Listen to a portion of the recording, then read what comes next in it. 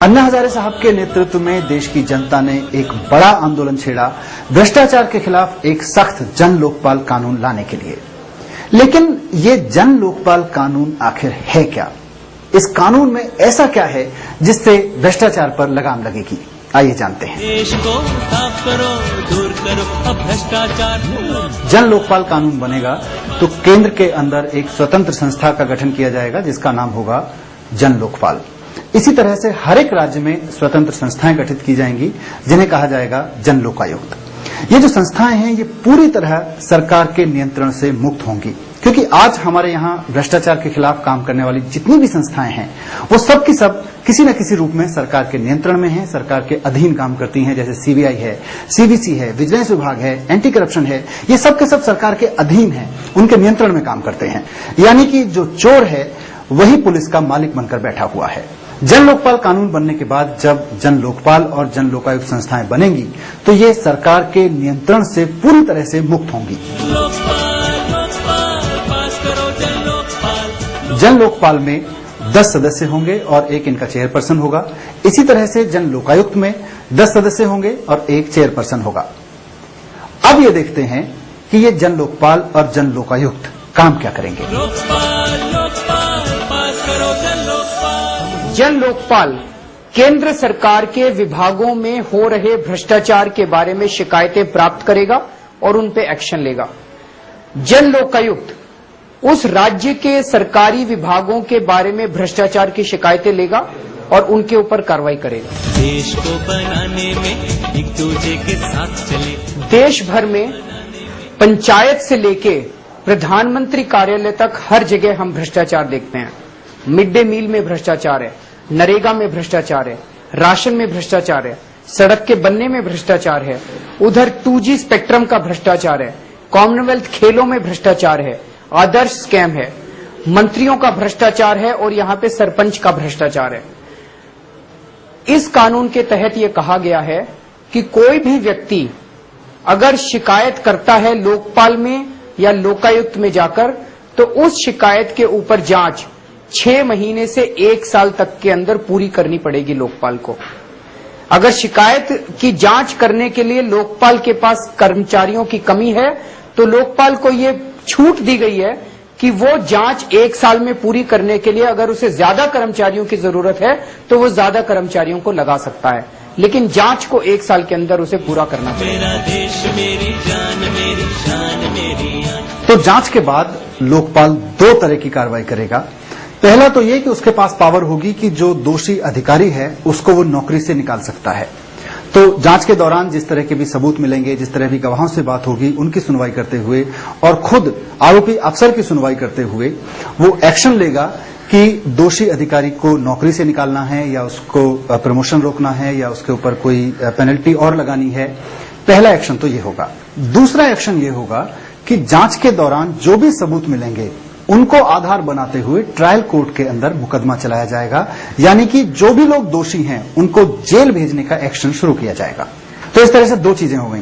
पहली तो ये कि जो दोषी अधिकारी है उसको नौकरी से निकालने की कार्रवाई शुरू हो जाएगी, और दूसरी ये कि जो भी दोषी लोग हैं वो चाहे अधिकारी हो या कोई और व्यक्ति हो, उन सबको जेल भेजने की कार्रवाई शुरू हो जाएगी।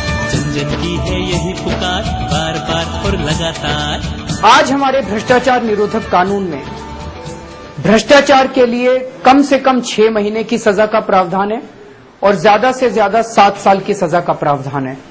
हमारा ये कहना है कि इसे बढ़ाकर कम से कम 1 साल और ज्यादा से ज्यादा लाइफ इम्प्रिजनमेंट यानी कि पूरी जिंदगी का आजीवन कारावास का प्रावधान किया जाना चाहिए। देश को साफ करो, दूर करो अब भ्रष्टाचार। आज हमारे देश की भ्रष्टाचार निरोधक व्यवस्था में कहीं भी ऐसा प्रावधान नहीं है कि कोई व्यक्ति रिश्वतखोरी से अगर पैसा कमाता है या सरकार को चूना लगाता है तो उससे उस पैसे को वसूल किया जाए। अब जैसे ए राजा को देखिए, कहा जाता है कि उसने 3000 करोड़ रुपए रिश्वत में खाए। उसने देश को 2 लाख करोड़ रुपए का चूना लगाया। क्या ये पैसा उससे वसूला जाएगा? नहीं। हमारे कानूनों के मुताबिक उसको ज्यादा से ज्यादा 7 साल की सजा हो सकती है और 7 साल के बाद वो आराम से घर बैठेगा और सारा पैसा उसका। हमने इस कानून में प्रावधान किया है जितना उसने सरकार को चूना लगाया भ्रष्ट अफसर ने और भ्रष्ट नेता ने, सजा सुनाते वक्त ये जज की जिम्मेदारी होगी कि वो सारा का सारा पैसा उससे रिकवर करने के लिए, उससे वापस लेने के लिए आदेश किए जाएं और उससे रिकवर किया जाए। लोकपाल लोकपाल पास करो जन लोकपाल। अगर लोकपाल को ये लगता है कि इसके खिलाफ सबूत सख्त हैं, इसके खिलाफ सबूत पुख्ता नजर आ रहे हैं, तो जांच के दौरान लोकपाल जो भ्रष्टाचारी अफसर या भ्रष्टाचारी नेता है उनके सारे एसेट्स, उनकी संपत्ति, उनकी जायदाद की लिस्ट बनाएगा और उसका नोटिफिकेशन जारी करेगा। नोटिफिकेशन जारी होने के बाद भ्रष्ट व्यक्ति अपनी उस संपत्ति को ट्रांसफर नहीं कर सकता। नहीं तो कहीं ऐसा ना हो कि जैसे ही उसको ये पता चले वो अपनी सारी की सारी संपत्ति ट्रांसफर करके और वो रिकवरी उसकी हो ही ना पाए, जो सरकार को उसने चूना लगाया उसकी रिकवरी ना हो पाए। तो ये उसकी नोटिफिकेशन जारी की जाएगी ताकि वो भ्रष्ट व्यक्ति जो है वो उनको ट्रांसफर ना कर सके। देश मेरी जान मेरी शान मेरी आन मेरा देश। कानून में यह प्रावधान किया गया है कि हर अफसर को और हर नेता को हर साल के शुरुआत में अपनी अपनी संपत्ति का ब्यौरा वेबसाइट पे डालना पड़ेगा और अगर बाद में ऐसी कोई संपत्ति मिलती है जिसका ब्यौरा उन्होंने वेबसाइट पे नहीं डाला तो ये मान लिया जाएगा कि वो संपत्ति उन्होंने भ्रष्टाचार के जरिए हासिल की है और उस संपत्ति को जब्त करके उनके खिलाफ भ्रष्टाचार का मुकदमा दायर किया जाएगा। लोकपाल लोकपाल पास करो जन लोकपाल लोकपाल। तो ये तो हुई बात बड़े बड़े भ्रष्टाचार की, बड़े बड़े भ्रष्ट लोगों की। लेकिन मैं एक आम आदमी हूं, मैं सरकारी दफ्तर में जाता हूं तो रोज भ्रष्टाचार झेलता हूं। मेरा ड्राइविंग लाइसेंस बिना रिश्वत दिए नहीं बनता, मेरा वोटर कार्ड पैसा लेकर बनता है। मैं अगर गांव में रहता हूं तो मुझसे जॉब कार्ड तक के पैसे मांगे जाते हैं। जन्म प्रमाण पत्र बनवाना हो, मृत्यु प्रमाण पत्र बनवाना हो, वृद्धावस्था पेंशन लेनी हो, विधवा पेंशन लेनी हो, सब में रिश्वत मांगी जाती है। अगर जन लोकपाल कानून आता है तो मुझे क्या मिलेगा? क्या मुझे इससे निजात मिलेगी? एक आम आदमी जब किसी सरकारी दफ्तर में जाता है, उसका राशन कार्ड बनवाना है, उसे पासपोर्ट बनवाना है, उसे विधवा पेंशन लेनी है, उससे रिश्वत मांगी जाती है और अगर वो रिश्वत नहीं देता तो उसका काम नहीं किया जाता। जन लोकपाल बिल के अंदर ऐसे लोगों के को भी सहायता प्रदान करने की बात कही गई है। इस कानून के मुताबिक हर विभाग को एक सिटीजन्स चार्टर बनाना पड़ेगा। उस सिटीजन्स चार्टर में ये लिखना पड़ेगा कि वो विभाग वो वाला काम कितने दिन में करेंगे, कौन ऑफिसर करेगा, राशन कार्ड कौन ऑफिसर बनाएगा, कितने दिन में बनाएगा, विधवा पेंशन कौन ऑफिसर बनाएगा, कितने दिन में बनाएगा। इसकी लिस्ट हर विभाग को जारी करनी पड़ेगी। कोई भी नागरिक अगर उसको कोई काम करवाना है तो वो नागरिक उस विभाग में उस अफसर के पास जाएगा अपना काम कराने के लिए। अगर वो अधिकारी उतने दिन में काम नहीं करता तो फिर ये नागरिक हेड ऑफ द डिपार्टमेंट को शिकायत करेगा। हेड ऑफ द डिपार्टमेंट को जन शिकायत अधिकारी नोटिफाई किया जाएगा। हेड ऑफ द डिपार्टमेंट का ये काम होगा कि वो अगले 30 दिन के अंदर उस काम को करवाए। अगर वो भी ये काम नहीं कराता तो ये नागरिक लोकपाल में जाके या लोकायुक्त में जाके शिकायत करेगा। लोकपाल लोकपाल पास करो जन लोकपाल लोकपाल लोकपाल पास करो जन लोकपाल लोकपाल लोकपाल पास करो जन लोकपाल लोकपाल लोकपाल पास करो जन लोकपाल। लोकपाल का हर डिस्ट्रिक्ट के अंदर एक ना एक विजिलेंस ऑफिसर जरूर नियुक्त होगा। लोकायुक्त का हर ब्लॉक के अंदर एक ना एक विजिलेंस ऑफिसर जरूर नियुक्त होगा। तो नागरिक अपने इलाके के विजिलेंस ऑफिसर के पास जाके शिकायत करेगा। विजिलेंस ऑफिसर के पास जब शिकायत जाएगी तो ये मान लिया जाएगा कि ये हेड ऑफ द डिपार्टमेंट ने और उस ऑफिसर ने भ्रष्टाचार की उम्मीद में, रिश्वतखोरी की उम्मीद में ये काम नहीं किया, ये मान लिया जाएगा।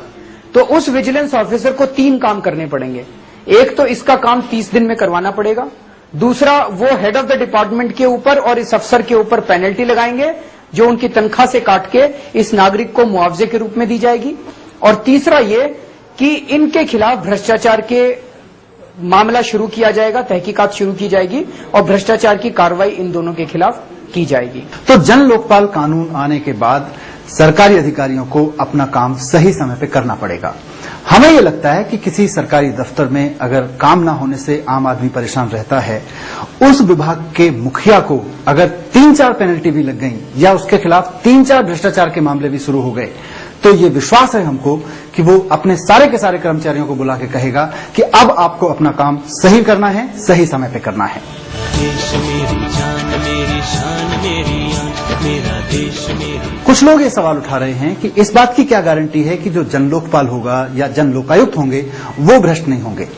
ये वाकई बहुत जायज सवाल है, लेकिन इस कानून में ऐसे प्रावधान रखे जा रहे हैं कि जन लोकपाल या जन लोकायुक्त की जो नियुक्ति होगी वहां पर कोई भ्रष्ट व्यक्ति ना पहुंच सके, कोई भ्रष्ट व्यक्ति जन लोकपाल या जन लोकायुक्त ना बन सके। इसके लिए जो प्रक्रिया रखी गई है कानून में वो बहुत ही पारदर्शी और जन भागीदारी वाली रखी गई है। देखते हैं ये प्रक्रिया है क्या। जन जन की है यही पुकार, बार बार और लगातार। जन लोकपाल और जन लोकायुक्त में भ्रष्टाचार रोकने के लिए ये सुनिश्चित किया जाएगा कि इस काम के लिए सही लोगों का चयन हो। लोकपाल के चयन की प्रक्रिया को पारदर्शी और व्यापक आधार वाला बनाया जाएगा, जिसमें लोगों की पूरी भागीदारी होगी। इसके लिए एक चयन समिति बनाई जाएगी। इस समिति में प्रधानमंत्री, लोकसभा में विपक्ष के नेता, 2 सबसे कम उम्र के सुप्रीम कोर्ट के जज, 2 सबसे कम उम्र के हाई कोर्ट के मुख्य न्यायाधीश, भारत के नियंत्रक और महालेखा परीक्षक और मुख्य निर्वाचन आयुक्त होंगे। चयन समिति योग्य लोगों का चयन उस सूची में से करेगी जो उसे सर्च कमेटी द्वारा मुहैया कराई जाएगी। सर्च कमेटी का काम होगा योग्य और निष्ठावान उम्मीदवारों के नाम चयन समिति को देना। सबसे पहले पूर्व सीईसी और पूर्व सीएजी में से 5 सदस्य चुने जाएंगे। इसमें वो पूर्व सीईसी और पूर्व सीएजी शामिल नहीं होंगे जो दागी हों या किसी राजनीतिक पार्टी से जुड़े हुए हों या अब भी किसी सरकारी सेवा में काम कर रहे हों। ये 5 सदस्य बाकी 5 सदस्यों का चयन देश के सम्मानित लोगों में से करेंगे और इस तरह 10 लोगों की सर्च कमेटी बनाई जाएगी। सर्च कमेटी देश के विभिन्न सम्मानित लोगों जैसे संपादकों से, वाइस चांसलर से, जिनको वो ठीक समझे, उनसे सुझाव मांगेगी। इनसे मिले नाम और उनके सुझाव वेबसाइट पर डाले जाएंगे, जिस पर जनता की राय ली जाएगी। इसके बाद सर्च कमेटी की मीटिंग होगी, जिसमें आम राय से रिक्त पदों की तिगुनी संख्या में उम्मीदवारों को चुना जाएगा। ये सूची चयन समिति को भेजी जाएगी, जो लोकपाल के लिए सदस्यों का चयन करेगी। सर्च कमेटी और चयन समिति की सभी बैठकों की वीडियो रिकॉर्डिंग होगी, जिसे सार्वजनिक किया जाएगा। इसके बाद जन लोकपाल और जन लोकायुक्त अपने कार्यालय के अधिकारियों का चयन करेंगे और उनकी नियुक्ति करेंगे। मेरा देश मेरी जान मेरी शान मेरी आन। हमने देखा कि लोकपाल के चयन को पूरी तरह से पारदर्शी और जनता की भागीदारी से किया जा रहा है। अगर लोकपाल भ्रष्ट हो जाता है तो उसको निकालने की कार्रवाई भी बहुत सिंपल है। कोई भी नागरिक सुप्रीम कोर्ट में शिकायत करेगा, सुप्रीम कोर्ट को हर शिकायत को सुनना पड़ेगा। पहली सुनवाई में अगर सुप्रीम कोर्ट को लगता है कि पहली नजर में मामला बनता है तो सुप्रीम कोर्ट एक जांच बिठाएगा। 3 महीने में जांच पूरी होनी होगी और अगर जांच में कुछ सबूत मिलते हैं तो सुप्रीम कोर्ट उस मेंबर को निकालने के लिए राष्ट्रपति को लिखेगा और राष्ट्रपति को उस मेंबर को या चेयरमैन को निकालना पड़ेगा। लोकपाल लोकपाल पास करो जन लोकपाल। अगर लोकपाल या लोकायुक्त के किसी स्टाफ के खिलाफ कोई भ्रष्टाचार की शिकायत आती है तो उस शिकायत को लोकपाल में किया जाएगा और उसके ऊपर 1 महीने में जांच पूरी होगी और अगर जांच के दौरान उस स्टाफ मेंबर के खिलाफ अगर कोई सबूत मिलते हैं तो उस मेंबर, उस स्टाफ को बिल्कुल अगले 1 महीने में नौकरी से सीधे निकाल दिया जाएगा ताकि वो जांच को बेईमानी से ना करे। भारत की है यही पुकार, बार बार और लगातार। लोकपाल के अंदर की जो प्रक्रिया है, कामकाज की प्रक्रिया, उसको पूरी तरह से पारदर्शी बनाने के लिए इसमें लिखा गया है। जब जांच चल रही होगी तब जांच से रिलेटेड सारे डॉक्यूमेंट्स भी पारदर्शी होने चाहिए, लेकिन ऐसे डॉक्यूमेंट्स जो जांच को ऑब्स्ट्रक्ट कर सकते हैं, जांच में बाधा पहुंचा सकते हैं, तो जब तक जांच चल रही है तब तक सारे डॉक्यूमेंट्स हो सकता है ना दिखाए जा सकें। लेकिन जांच पूरी होने के बाद किसी भी केस में सारे डॉक्यूमेंट्स उस जांच से रिलेटेड वेबसाइट पे डालने जरूरी होंगे लोकपाल के लिए, लोकायुक्त के लिए, ताकि जनता ये देख सके कि इस जांच में हेराफेरी तो नहीं हुई कभी। दूसरी चीज, हर महीने लोकपाल को या लोकायुक्त को अपनी वेबसाइट पे लिखना पड़ेगा कि किस किस की शिकायतें आई, किस किस के खिलाफ आई, मोटे मोटे तौर पे शिकायत क्या थी, उसके ऊपर क्या कार्रवाई की गई, कितनी पेंडिंग है, कितनी बंद कर दी गई, कितनों में मुकदमे दायर किए गए और कितनों में नौकरी से निकाला गया या क्या सजा दी गई। ये सारी बातें लोकपाल की या लोकायुक्त की वेबसाइट के ऊपर होनी चाहिए। We need transparency। कई बार देखने में आया कि जो जांच एजेंसी होती हैं, जब वहां पे शिकायत की जाए तो उन शिकायतों के ऊपर कार्रवाई नहीं की जाती और सेटिंग करके जांच एजेंसी का कोई अधिकारी जांच को बंद कर देता है और जो शिकायत करता है उसे कुछ भी नहीं बताया जाता कि जांच का क्या हुआ। इसीलिए यहां पे कानून में ये प्रावधान डाला गया है कि किसी भी जांच को बिना शिकायतकर्ता को बताए बंद नहीं किया जाएगा। हर जांच को बंद करने के पहले शिकायतकर्ता की सुनवाई की जाएगी और अगर जांच बंद की जाती है तो उस जांच से संबंधित सारे कागजात खुले पब्लिक में डाल दिए जाएंगे ताकि सब लोग देख सकें कि जांच ठीक हुई या नहीं हुई। जो है रास्ता भूल गए उनके दिल को साफ करे, जो है रास्ता भूल। हमारे देश की न्याय व्यवस्था में अब भ्रष्टाचार अपनी चरम सीमा पर पहुंच गया है। आए दिन हम अखबार में पढ़ते हैं कि फला जज के खिलाफ भ्रष्टाचार के आरोप लगे हैं, फला जज ने फला मामले में फैसला रिश्वत खाकर दिया है। ये सब हम सुनते रहते हैं, लेकिन दुर्भाग्य की बात यह है कि हमारे देश में, हमारी व्यवस्था में जजेस के भ्रष्टाचार की जांच करने और दोषी जजेस पर मुकदमा चलाने के लिए कोई भी स्वतंत्र एजेंसी नहीं है। अभी आज प्रावधान ये है कि अगर किसी जज के खिलाफ एफआईआर दर्ज करनी है भ्रष्टाचार की तो चीफ जस्टिस ऑफ इंडिया से परमिशन लेनी पड़ती है। लेकिन हमने इस कानून में ये लिखा है कि अब चीफ जस्टिस ऑफ इंडिया से परमिशन नहीं लेनी होगी, क्योंकि अभी तक का इतिहास ये बताता है कि जब जब चीफ जस्टिस से परमिशन मांगी गई तब तब उन्होंने भ्रष्ट जजों के खिलाफ परमिशन देने से मना कर दिया। तो अब ये परमिशन जो है वो लोकपाल का 7 मेंबर बेंच देगा और वो खुले में इसकी सुनवाई की जाएगी ताकि सब पूरी दुनिया के सामने पता चल सके कि परमिशन ठीक दी गई या गलत दी गई। प्यार और मोहब्बत से आओ अपनी बात कहें, प्यार और अगर आप भ्रष्टाचार के खिलाफ शिकायत करते हैं तो आपकी जान को खतरा होता है, लोगों को मार डाला जाता है, उनको तरह तरह से प्रताड़ित किया जाता है। लोकपाल के पास ये पावर होगी और उसकी जिम्मेदारी होगी कि भ्रष्टाचार के खिलाफ आवाज उठाने वालों को संरक्षण देने का काम लोकपाल का होगा। अगर कोई कंपनी या कोई बिजनेसमैन सरकार में रिश्वत देके कोई नाजायज काम करवाता है तो आज भ्रष्टाचार निरोधक कानून में ये लिखा है कि जांच एजेंसी को ये सबूत इकट्ठा करना पड़ता है, वो ये दिखा सके कि रिश्वत दी गई और रिश्वत ली गई। ये प्रूव करना, ये साबित करना बड़ा मुश्किल होता है क्योंकि वहां कोई गवाह मौजूद नहीं होता। इसमें हमने कानून में ये लिखा है कि अगर कोई बिजनेसमैन या कोई कंपनी सरकार से कोई भी ऐसा काम करवाती है जो कि कानून के खिलाफ है, जो कि गलत है, तो ये मान लिया जाएगा कि ये काम जो है ये रिश्वत देकर और रिश्वत लेकर करवाया गया। इसमें जांच एजेंसी को ये साबित करने की जरूरत नहीं होगी कि रिश्वत ली गई या रिश्वत दी गई। भारत की है यही पुकार, बार बार और लगातार देश मेरी जान। हमारे देश में सरकार ने ढेरों जांच एजेंसीज बना दी हैं, CVC, CBI, departmental vigilance, anti corruption branch, state vigilance branch. हर एजेंसी के अंदर कुछ ना कुछ ऐसी कमी छोड़ दी गई है कि वो एजेंसी जो है वो बेकार हो गई है।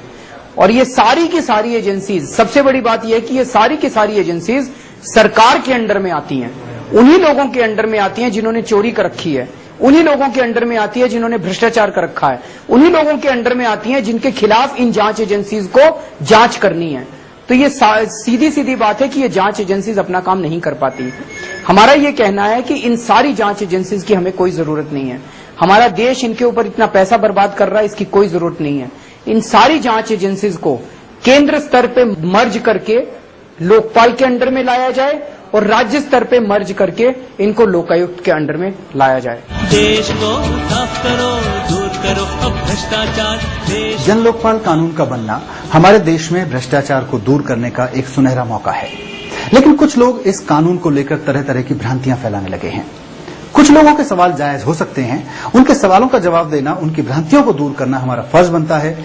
लेकिन कुछ लोग इस कानून को लेकर जिस तरह की भ्रांतियां फैला रहे हैं, उससे ये समझ में आता है कि उनकी मंशा इस कानून को बदनाम करने की है। उनकी मंशा है कि देश में जब जन लोकपाल कानून लागू हो तो वो बेहद कमजोर कानून हो। तो अगर हमें भ्रष्टाचार के खिलाफ एक सख्त जन लोकपाल कानून चाहिए तो जरूरी हो जाता है कि देश का हर आदमी इस कानून को समझे और दूसरों को समझाए और इस तरह से इस कानून के फेवर में एक बड़ा जनमत तैयार करें। मेरा देश मेरी जान मेरी शान मेरी कुछ भ्रांतियां जो इस कानून के बारे में फैलाई जा रही हैं, उनमें से एक है प्रधानमंत्री को जन लोकपाल कानून से बाहर रखा जाए। प्रधानमंत्री के भ्रष्टाचार के खिलाफ जांच की पावर जन लोकपाल के पास ना हो। कहा जा रहा है कि अगर जन लोकपाल प्रधानमंत्री के भ्रष्टाचार के खिलाफ जांच करेगा तो इससे अंतर्राष्ट्रीय स्तर पर प्रधानमंत्री की बदनामी होगी, देश की बदनामी होगी। यह भी कहा जा रहा है कि अगर प्रधानमंत्री के खिलाफ लोकपाल जांच करेगा तो इससे जनतंत्र को खतरा पैदा हो जाएगा। साथियों, मेरा अपना ये मानना है कि अगर हमारे देश में कोई भ्रष्ट प्रधानमंत्री है तो इससे बड़ा भारत के लिए धब्बा कोई नहीं हो सकता। अंतर्राष्ट्रीय स्तर के ऊपर अगर भ्रष्ट प्रधानमंत्री के खिलाफ भारत सख्त कार्रवाई करता है तो मुझे लगता है कि भारत की प्रतिष्ठा पे 4 चांद लगेंगे। लेकिन अगर उसके भ्रष्टाचार को भारत सहन करता है तो मुझे लगता है कि उस भारत की बदनामी चारों तरफ होगी। दूसरी बात, एक भ्रष्ट प्रधानमंत्री हमारे देश के लिए सबसे बड़ा, हमारे जनतंत्र के लिए, हमारी सिक्योरिटी के लिए भ्रष्ट प्रधानमंत्री सबसे बड़ा खतरा बन सकता है। उसके भ्रष्टाचार को नहीं रोका गया तो भ्रष्ट प्रधानमंत्री को के खिलाफ भ्रष्टाचार की जांच ना हो, यह सबसे बड़ा खतरा है कि भ्रष्टाचार को पकड़ के प्रधानमंत्री के खिलाफ एक्शन लिया जाए, ये ज्यादा अच्छी बात है। तो ये आप लोगों को सोचना है कि आप क्या चाहते हैं, कि प्रधानमंत्री के भ्रष्टाचार के खिलाफ जांच करने की अधिकार लोकपाल को दिया जाए या ना दिया जाए। जन जन की है यही पुकार, बार बार और लगातार। प्रधानमंत्री की तरह ही न्यायपालिका के मामले में भी इस तरह की भ्रांतियां फैलाई जा रही हैं। कहा जा रहा है कि अगर जन लोकपाल जजेस के भ्रष्टाचार के खिलाफ जांच करेगा तो इससे न्यायपालिका की स्वतंत्रता को खतरा पहुंचेगा।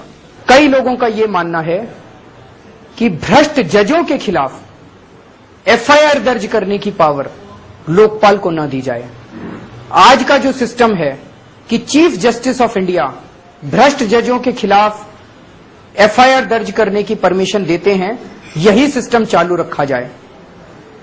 आप क्या सोचते हैं कि क्या ये सिस्टम आज जो चल रहा है वो ठीक है?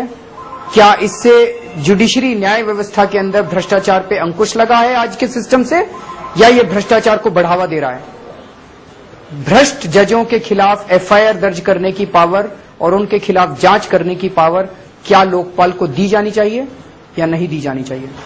देश को साफ करो, दूर करो अब भ्रष्टाचार देश को। कई लोगों का ये मानना है कि आम आदमी की शिकायत, अगर एक आम आदमी दफ्तर में जाता है और उसका राशन कार्ड नहीं बनवाया जाता, उससे रिश्वत मांगी जाती है, उसका इनकम टैक्स का रिफंड नहीं दिया जाता, उसकी विधवा पेंशन नहीं दी जाती, उससे रिश्वत मांगी जाती है, ऐसी शिकायतों के ऊपर कार्रवाई करने की पावर लोकपाल के दायरे में आनी चाहिए या नहीं आनी चाहिए? कई लोगों का कहना है कि अगर इस तरह की शिकायतों को लोकपाल के दायरे में लाया गया तो ऐसी लाखों शिकायतें लोकपाल में आ जाएंगी और लोकपाल की पूरी व्यवस्था चरमरा जाएगी। साथियों, हमारा यह मानना है कि यह बात बिल्कुल गलत है, क्योंकि हमने जो व्यवस्था लोकपाल कानून के अंदर की है वो ये है कि पहले उस विभाग का एक अधिकारी काम करेगा, अगर वो काम नहीं करता तो वो शिकायत हेड ऑफ द डिपार्टमेंट के पास जाएगी, वो भी काम नहीं करता तो लोकपाल के विजिलेंस ऑफिसर के पास ये पावर होगी कि वो इन दोनों अफसरों की तनख्वाह काटे और वो आपको मुआवजे के रूप में दे और इनके खिलाफ भ्रष्टाचार का मुकदमा दायर करे। अगर 3 मुकदमे भी हेड ऑफ द डिपार्टमेंट के खिलाफ दायर हो गए तो हमें लगता है कि इनकी जवाबदेही तय होगी, जो आज तक आजादी के बाद इनकी एक भी केस में जवाबदेही तय नहीं हुई है। अगर दिन ब दिन इनकी जवाबदेही तय होनी चालू हो गई तो पूरा का पूरा व्यवस्था जो है वो दुरुस्त हो जाएगी। तो हमारा तो ये मानना है कि लाखों शिकायतें आने के बजाय शिकायतें आनी बिल्कुल बंद हो जाएंगी। लेकिन मान लीजिए लाखों शिकायतें आ भी जाती हैं, तब भी पूरी लोकपाल की व्यवस्था नहीं चरमराएगी। एक डिस्ट्रिक्ट का एक विजिलेंस ऑफिसर हो सकता है उसके पास लाखों शिकायतें आ जाएं। तो हमने लोकपाल को यह पावर दी है कि अगर कहीं पे उसे ज्यादा कर्मचारियों की जरूरत है तो वो ज्यादा कर्मचारियों को तैनात कर सकता है, 4, 5, 6, 10 नए अफसर लगा सकता है ताकि जनता की शिकायतों का जल्दी से निपटारा किया जा सके। आज 62 साल की आजादी के बाद भी अगर हम ये कहें कि हम लोगों की लाखों शिकायतों का बंदोबस्त नहीं कर सकते, उनका निपटारा नहीं कर सकते, तो हमें यह लगता है कि जनता इस आंदोलन के साथ नहीं जुड़ेगी। जो लाखों की संख्या में इस जनता इस आंदोलन के साथ जुड़ी है, वो अपनी समस्याओं के निवारण की उम्मीद को लेकर जुड़ी है कि जो दिन ब दिन वो जब जनता जाती है और उनको गालियां सुनने को मिलती है, उनसे रिश्वत मांगी जाती है, इसका भी निवारण जन लोकपाल बिल के अंदर होगा। तो हमें यह लगता है कि अगर जनता की लाखों शिकायतें हैं तो उसके लिए अगर हजारों ऑफिसर्स की नियुक्ति करनी पड़े तो वो सरकार को करनी चाहिए, उसको अब दरकिनार नहीं किया जा सकता। आपको ये बताना होगा कि क्या जनता की शिकायतों को जन लोकपाल बिल के दायरे में लाया जाए या नहीं लाया जाए। कुछ लोगों का ये कहना है कि लोकपाल केवल बड़े बड़े मामलों की जांच करे, 2G स्पेक्ट्रम की जांच करे, कॉमनवेल्थ खेलों की जांच करे, वो आम आदमी के राशन पानी की बात ना करे, वो पंचायतों में हो रहे भ्रष्टाचार की बात ना करे, वो आपके घर के सामने की सड़क में हो रहे भ्रष्टाचार की बात ना करे। आप क्या चाहते हैं? क्या आप ऐसा लोकपाल चाहते हैं या आप ऐसा लोकपाल चाहते हैं जो छोटा भ्रष्टाचार हो या बड़ा भ्रष्टाचार हो, हर तरह के भ्रष्टाचार की बात करे? उनका लोगों का यह कहना है कि हर तरह के भ्रष्टाचार की बात अगर लोकपाल करेगा तो इसकी व्यवस्था चरमरा जाएगी। हमें ऐसा नहीं लगता। हमने इसके बारे में कैलकुलेशन किए हैं और हमारा ये मानना है कि अगर शुरू में ज्यादा अफसरों की जरूरत पड़े तो ज्यादा अफसरों को लोकपाल में तैनात करके भ्रष्टाचारियों के खिलाफ सख्त से सख्त सजा दी जाए। 2-3 साल के अंदर आप ये देखेंगे कि भ्रष्टाचार में कमी आएगी और उसके बाद आपको कम लोगों की जरूरत पड़ेगी। जन लोकपाल के अंदर भ्रष्टाचार के केसेस अपने आप कम होने चालू हो जाएंगे। देश मेरी जान मेरी शान मेरी भारत की है यही। कुछ लोगों का कहना है कि आप सीबीआई को, सीवीसी को, डिपार्टमेंटल विजिलेंस को, इन सारी एजेंसीज को एक साथ इसके अंदर क्यों मर्ज कर रहे हैं? सीबीआई को रहने दीजिए, काम करने दीजिए, सीवीसी को काम करने दीजिए। आप अगर लोकपाल के लिए आप अलग से अफसरों की तैनाती कर दीजिए तो साथियों हमारी 2 बातें हैं। ये कुछ लोगों का कहना है कि सीबीआई आखिर इतनी बुरी भी तो नहीं है, सीवीसी आखिर इतना बुरा भी तो नहीं है। हमें ये बातें सुन के बड़ा आश्चर्य हो रहा है। ये अचानक सीबीआई इतनी अच्छी कब से लगने लगी? एक भी केस सीबीआई ने ऐसा किया हो जो बिना कोर्ट की मॉनिटरिंग के उन्होंने ठीक ठाक किया हो। सीबीआई सीधे सीधे भ्रष्ट चोरों और डाकुओं के अंडर में काम करती है और हम ये उम्मीद करें सीबीआई से कि वो चोरों और डाकुओं के खिलाफ एक्शन लेगी, ऐसा कतई नहीं हो सकता। तो ये सीबीआई के अंदर हम पैसा फूकते रहें, उनके कर्मचारियों को तनख्वाह देते रहें और सीबीआई बैठ के भ्रष्टाचार को बढ़ावा देती रहे। क्या हमें ऐसे सीबीआई की जरूरत है? क्या हमें ऐसे सीवीसी की जरूरत है? क्या हमें ऐसे डिपार्टमेंटल विजिलेंस की जरूरत है? तो एक तरफ तो हम इन एजेंसीज को भ्रष्टाचार बढ़ाने के लिए काम करने की छूट दे दें और दूसरी तरफ कहें कि लोकपाल को और कर्मचारी दे दो और नई पोस्ट क्रिएट कर दो। हमें यह लगता है कि ये बेमानी बात है। जो एजेंसीज आज काम नहीं कर रही हैं उनको बंद करके उनके सारे कर्मचारियों को काम करने के लिए लोकपाल में डाला जाए। जो कर्मचारी भ्रष्टाचार करे उसे नौकरी से निकाल दिया जाए, जो ठीक से ना काम करे उसको नौकरी से निकाल दिया जाए, जो काम करे उनको लोकपाल के अंडर में नियुक्त कर दिया जाए। तो ये है मेरा और आपका जन लोकपाल कानून। जंतर मंतर से अन्ना हजारे के नेतृत्व में जो आंदोलन शुरू हुआ था वो इसलिए नहीं हुआ था कि कुछ और लोगों को लाल बत्ती की गाड़ियां दे दी जाएं, एसी दफ्तर दे दी जाए। ये आंदोलन शुरू हुआ था तो इसलिए कि आम आदमी को भ्रष्टाचार से मुक्ति मिल सके। बड़े से बड़े अधिकारी को, चाहे वो प्रधानमंत्री हो, जज हो या कोई और सरकारी कर्मचारी, अगर वो भ्रष्टाचार करता है तो उसको जेल जाना पड़े, उसको सजा मिले। इसलिए जन लोकपाल चाहिए। आप इससे सहमत हैं या नहीं? आप हमें अपनी राय जरूर बताएं। भारत की है यही पुकार, बार बार और लगातार। देश को साफ करो, दूर करो अब भ्रष्टाचार। देश को साफ करो, दूर करो अब भ्रष्टाचार। लोकपाल लोकपाल पास करो जन लोकपाल। लोकपाल